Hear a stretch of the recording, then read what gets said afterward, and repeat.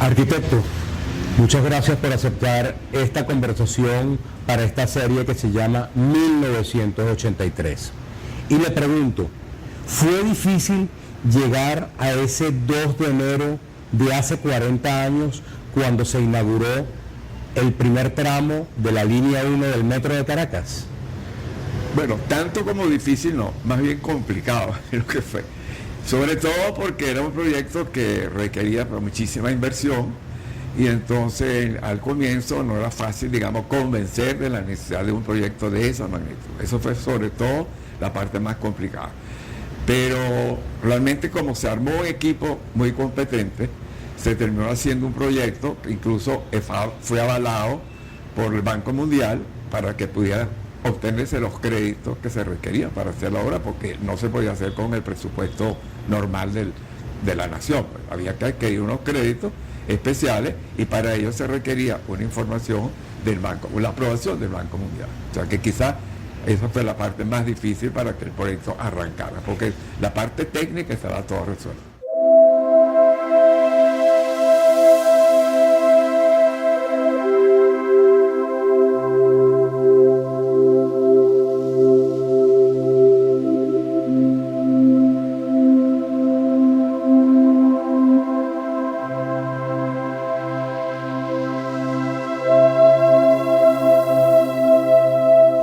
¿Cuánto tiempo tomó justamente armar ese proyecto para que se iniciaran las obras del metro?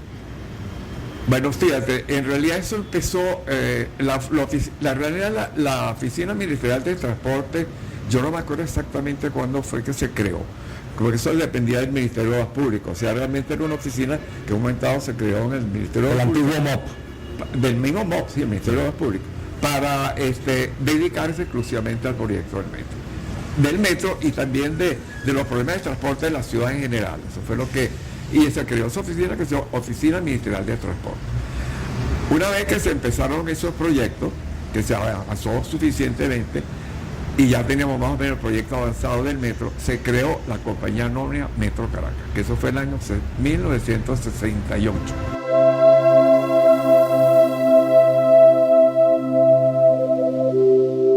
¿Cuál fue el rol que tuvo José González de Ander en el metro de Caracas? Él trabajó en el Ministerio Público durante muchos años, antes de crear el Ministerio de Transporte. Estaba en la Dirección de Planificación del Ministerio de Público cuando Sucre y Figarela, y entonces él convenció al ministro de que se hiciera la Oficina Ministerial de Transporte para que se ocupara de la parte de transporte exclusivamente dentro del Ministerio de Obras Públicas.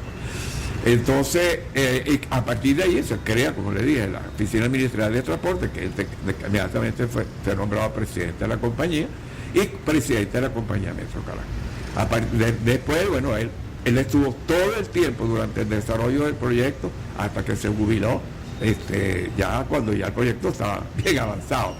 Y fue el único presidente durante todo el tiempo, no hubo más presidentes sino él. Y el equipo que trabajó con él, que yo tuve 30 años también, o sea que se mantuvo el mismo equipo hasta que en final... Independientemente de los cambios de gobierno. En eso de él tenía mucha mano izquierda, se supo manejar bien, tanto con Acción Democrática como COPEI, y en ningún momento, ningún presidente se le ocurrió tratar de quitar a Pepito, como le decían él, del Metro Caracas, porque se sabía que tenía, él que era un hombre muy competente, y además con mucha voluntad de trabajo, además muy bien relacionado, hablaba muy bien inglés, tenía todas las relaciones con Estados Unidos, con todos lados. Al entrar yo en el metro, yo empecé digamos, a influenciar en el sentido de que yo creía que esos proyectos se podían desarrollar en Venezuela y no había que estar trayendo los proyectos hechos de Estados Unidos. De hecho, los únicos que se quedaron del proyecto de Estados Unidos fueron las estaciones Gato Negro y Pérez Bonal, que ya estaban muy avanzada el diseño y se estaba empezando ya la construcción, no se pudieron modificar. Pero el resto de las estaciones que ya había diseñado la gente de la compañía asesora del Metro de San Francisco, y yo convencí a González Ander que podíamos desarrollarlo aquí.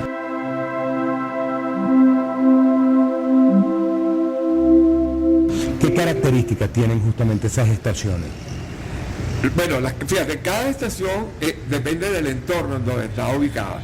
De todas maneras, cada estación se habían hecho todos los estudios de origen y destino y teníamos más o menos la cifra de usuarios que iba a tener cada estación. Entonces, en función de eso se diseñó el tamaño de los andenes, el número de escaleras que se requerían, las características de la estación, que las características arquitectónicas dependían mucho del entorno geográfico donde estaba ubicada la estación. De hecho, fíjate que cada estación es más o menos diferente una de otra. Un elemento que tienen las estaciones del metro es también su entorno, la parte superficial. Gracias al metro vimos el Boulevard de Sabana Grande, el Boulevard de Katia, la Plaza Brión de Chacaíto. ¿Cómo fue esa conexión entre el diseño de la estación con el entorno? Bueno, esa es la parte justamente en la que yo participé de forma muy activa. En realidad al comienzo no había esa idea tan formada, pensábamos básicamente que fuera un sistema de transporte que cumpliera con los requerimientos básicos de transportar a la gente que estaban en el estudio de demanda, pero yo participé en el sentido de que pensaba que un trabajo de ese tamaño no podía simplemente transportar gente, sino que tenía que también darle el plus a la ciudad, sino que el entorno era tan importante como la misma estación, entre otras cosas para mejorar la calidad de la vida urbana de Caracas y entender que si tú llegabas a la estación tenías un entorno amable que te hacía entrar al sistema y entender que era toda una sola unidad. El sistema exterior, el interior, el movimiento de los trenes, después se empezó con el Metrobús también, o sea, que era todo un elemento complementario que te indicaba la posibilidad de usar transporte público en vez de usar el vehículo, que fundamentalmente esa era la idea del metro, tratar de sacar carros de la ciudad y que la gente circulara en el metro y en el transporte público, que es lo que ahorita se están haciendo en todas las ciudades de paso.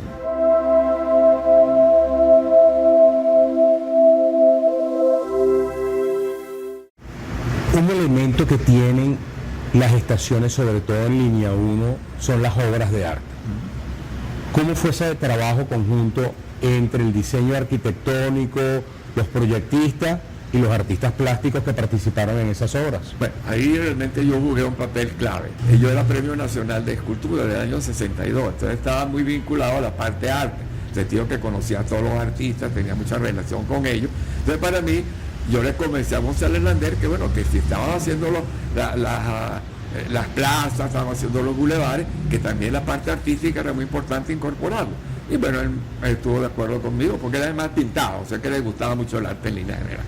Entonces, bueno, nada, fue muy fácil. Entonces, lo que hice para el comienzo, escoger lo que eran premios nacionales. ¿Cada premio nacional se le dio una estación? Más o menos. Fíjate, por ejemplo, en la estación La Hollada está Mercedes Pato, que es un premio nacional, Gego, que también era premio nacional, Narváez, que era premio nacional, que está en la Plaza Museo Escultura, Alejandro Otero estuvo en Plaza Venezuela, que estaba también Crudier, que eso sí lo hizo, el mural de Crudier se hizo cuando Caldera, porque estaba con el monumento de Andrés Bello. Exacto. ¿Cuál es la estación del metro de Caracas favorita de Max Pedemonte? Altamira. ¿Por qué? Bueno, porque ahí es que realmente la integración del espacio exterior e interior es realmente está muy lograda.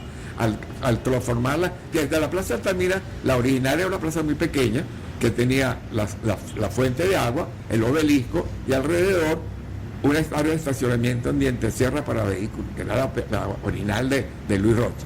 Cuando nosotros hicimos los dos elevados que atravesaban norte-sur, ¿no?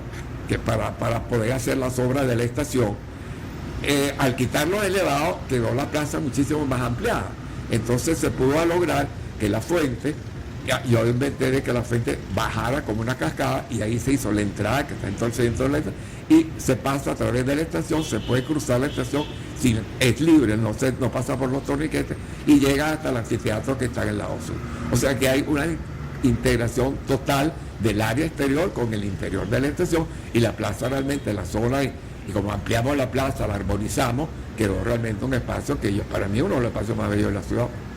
¿Qué le dejó esa experiencia del metro de Caracas a Max Pedemonte? Pues para mí realmente es el gran proyecto de mi vida, sin lugar a dudas. ¿Fue el metro la gran solución para Caracas? Sí, lo que pasa es que no se completó, pero realmente y sigue siendo la gran solución si se termina de completar, es la cosa que falta. Y sobre todo la parte de transporte urbano que completa el metro, las líneas hacia el sur, todo eso, pero indudablemente que fue el gran proyecto para la ciudad.